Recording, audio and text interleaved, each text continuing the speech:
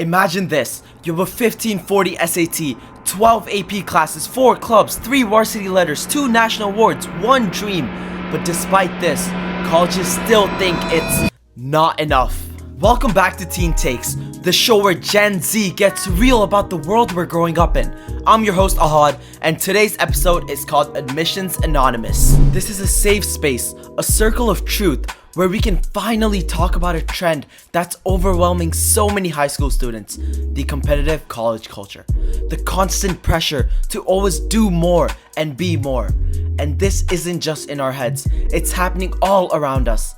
In the last year alone, Ivy League schools like Yale, Dartmouth, and Brown have brought back mandatory standardized testing after years of optional policies.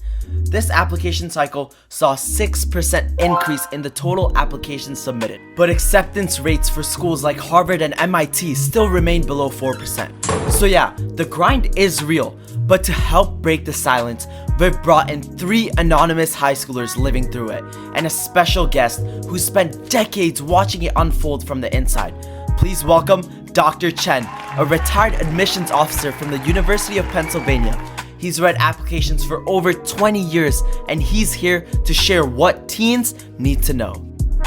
Thank you so much for having me. Competitive college culture is real and it's dangerous. I'm really interested to hear what these kids have to say. Hopefully, we can give them a tip or two so they can reach their dream school. Alright, let's call in our students. Student 1, you're up. As an 11th grader from Michigan, what does this competitive culture look like at your school? You know, it's brutal. I've been so busy stacking APs while trying to balance other things I love. And now that UPenn and the other Ivies have brought the SAT back, it's almost like test prep just became another full-time job. It's so hard to know what even matters anymore. Yeah, that's a fair question. UPenn and several others did bring back test requirements, partly to level the playing field, which is a controversial topic itself.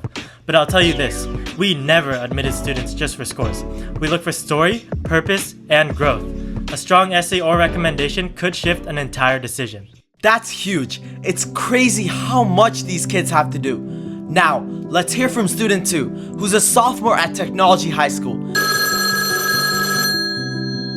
Student 2, what's your experience with this competitive culture? To be honest, the pressure is nonstop. It's not just at school, it's family culture and expectations. My cousin got into Princeton, and now every family dinner turns into, "So, what's your plan?" I feel like I'm living someone else's definition of success. Student 2, you're not alone. I've read thousands of apps from students who felt like they were performing. But here's the truth. As an admissions officer, I valued students who had the courage to be themselves, not those who just check boxes. I promise you, being authentic will be your biggest strength. Well said. I completely agree that you should always keep it real.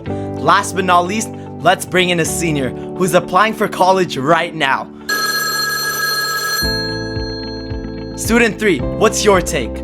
Honestly, because of AI, the whole college process feels so broken now. Everyone I know is using AI to brainstorm, edit, or straight up write their drafts. It's like we're not telling our own stories. We're just feeding a machine and hoping it sounds good. You're right to question that. Over the last few years, admissions offices have had serious conversations about AI-written essays. Some schools are running AI detectors, but what really matters is this. AI will never be able to mimic your true values. If your essay sounds like ChatGPT, we can tell. But when it sounds like a human trying to be honest, that is when it stands out. Wow, I think what we're hearing today is something a lot of teens feel, especially in this day and age. The pressure, the comparisons, the fear of just not being enough.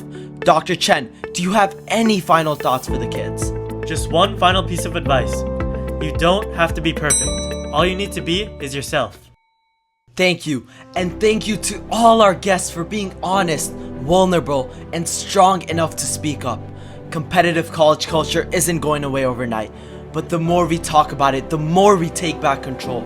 To all our listeners, please remember that you're more than just a resume, and your future isn't defined by a college logo. It's defined by what you choose to do with it. Thanks for listening to Admissions Anonymous, brought to you by Teen Takes, where your voices finally get to be heard. This is Aahad, your host, signing out. See y'all next episode.